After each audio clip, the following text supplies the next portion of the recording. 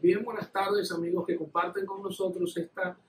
nuestra segunda entrega de su canal Derecho y Más, en relación a lo cual, como ya hemos establecido, trataremos un conjunto de temas relacionados con lo que es el ordenamiento jurídico vigente en nuestra sociedad dominicana,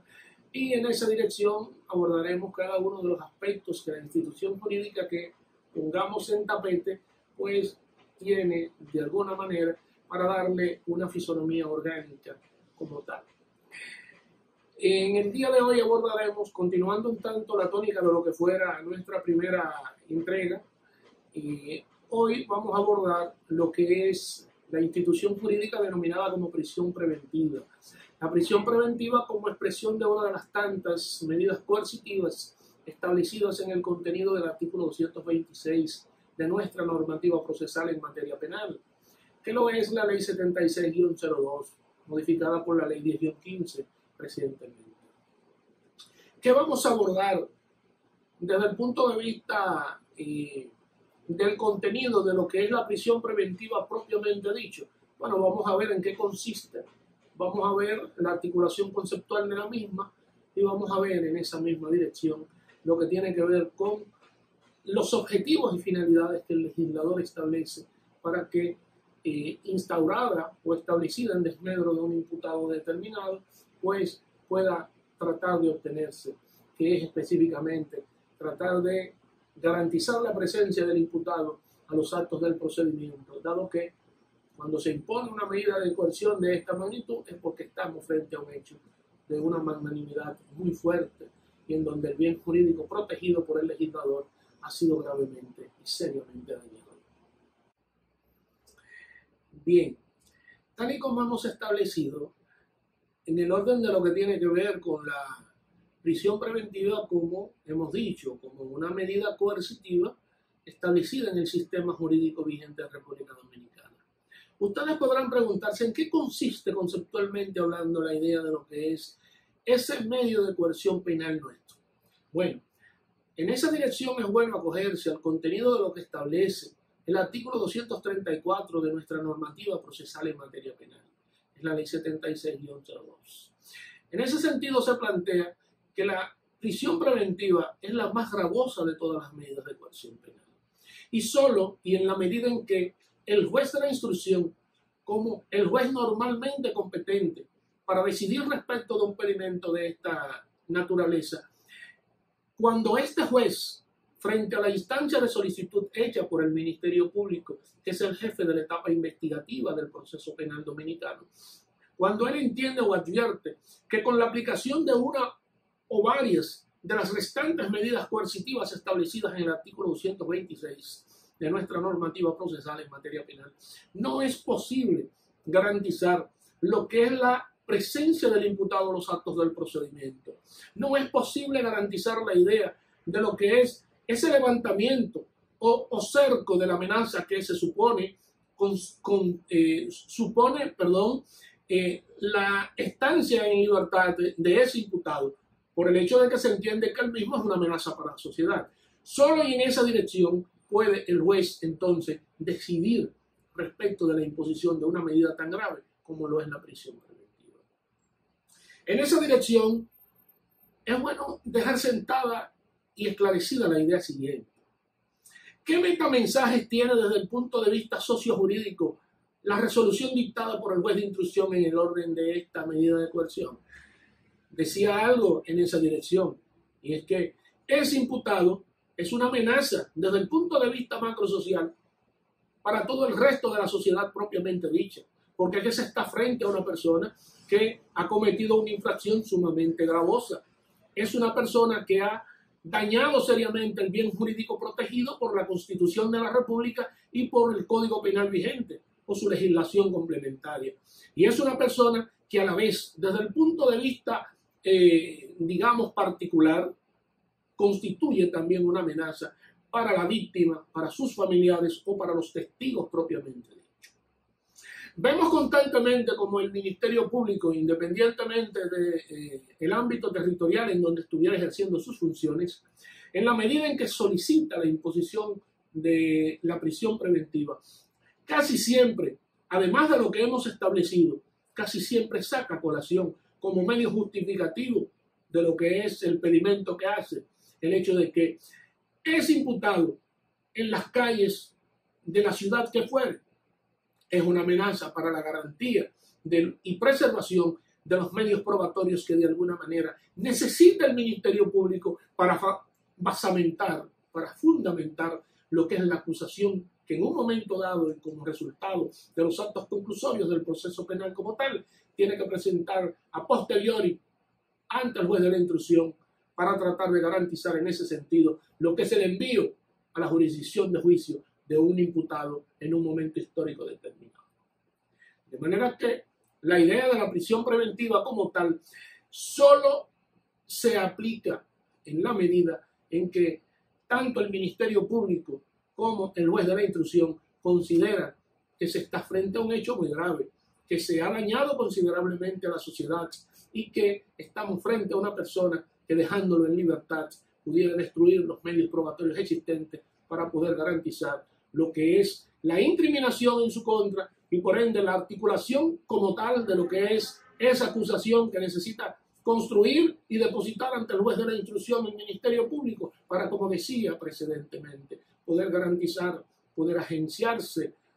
un auto de envío a la jurisdicción de juicio en desmedro de ese imputado como tal. En ese orden, vemos claramente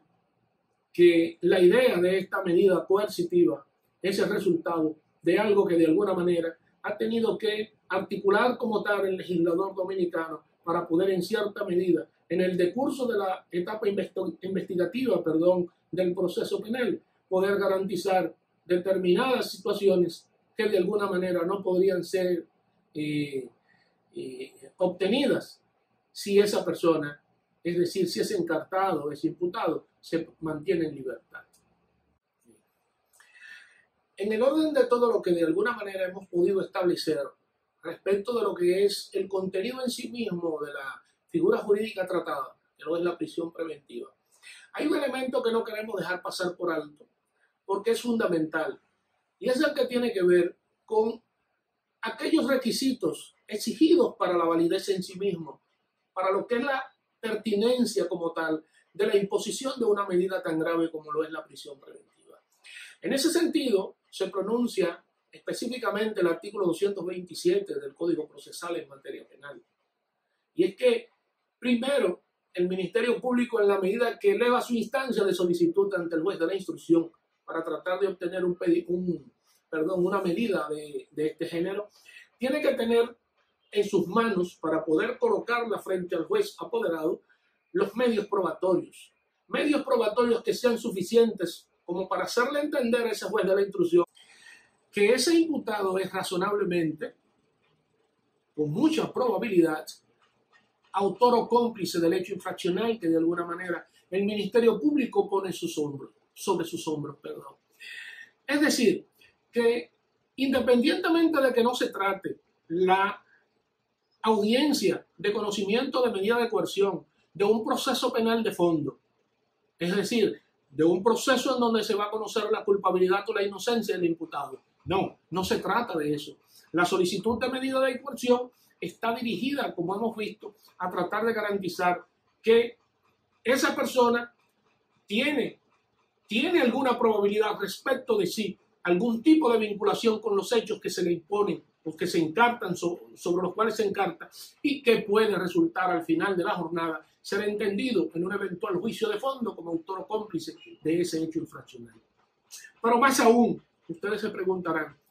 ¿y es que solamente debe advertir el juez de la instrucción la existencia de esos medios probantes? No, tiene que verificar, una vez visto esa parte, si existe o no peligro de fuga. Si ese imputado, estando frente a un hecho sumamente grave, respecto del cual puede sobrevenir una sanción penal bastante severa, bastante dura, entonces esa persona, frente al temor de ser castigado con cierta severidad, puede pretender fugarse, ocultarse, desaparecer del entorno territorial en donde se le pueda procesar. Entonces, por esa situación, el juez de la instrucción va advirtiendo el peligro de fuga que existe en el orden del proceso penal que tiene frente a sí. Y finalmente, Algo que también sostiene el artículo 227 del precitado Código Penal, procesal penal, es el hecho de que el tipo punible que se imputa sobre ese encartado determinado, pues trae consigo penas privativas de libertad, algo que obviamente se cae de la mata en la medida en que se pretende la obtención de una prisión preventiva, dado que estamos, como decía originalmente, frente a una imputación bastante grave, porque el bien jurídico protegido ha sido groseramente dañado. En ese orden, ya tiene el juez de la instrucción los elementos que necesita para poder decidir frente a una solicitud de esta magnitud. Finalmente, y en el orden de lo que es la continuidad del tema que hemos estado abordando en esta segunda entrega, hay un elemento que no queremos dejar pasar por alto en relación a lo que es el tratamiento del tema de la prisión preventiva. Y es el que tiene que ver con el contenido del artículo 284 de nuestra normativa procesal en materia penal. En la medida en que señala lo siguiente respecto de lo que es la audiencia de la medida de coerción,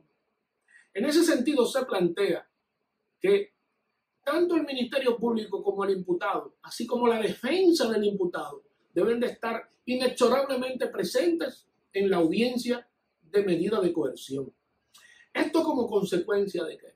Como consecuencia de la necesidad de la aplicación del principio jurídico de la inmediación en materia penal. Y es que el proceso penal se celebra con la presencia ininterrumpida de todas las partes,